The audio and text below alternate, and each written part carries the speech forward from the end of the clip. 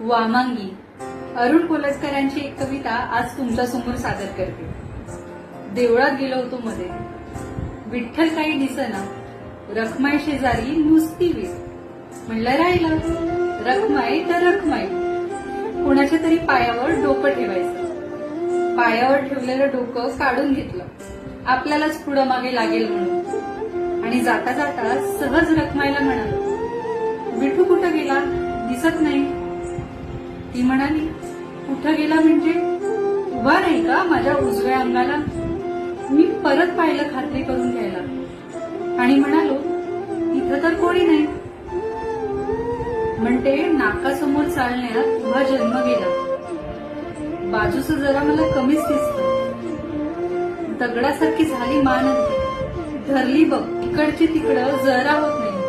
कधी येतो कधी जातो, कुठं जातो काय करतो मला काही माहित नाही। खांद्याला खांदा भिडवून उभा असेल विठू, म्हणून मी पण बावळत उभी राहिली। आषाढी कार्तिकेला इतके लोक येतात नेहमी, मला कधीच कसं कोणी सांगितलं नाही। आज एकदम मला भेटायला धावून आलं 28 युगांचं एकटेपण। आज एकदम मला भेटायला धावून आलं 28 युगांचं एकटेपण।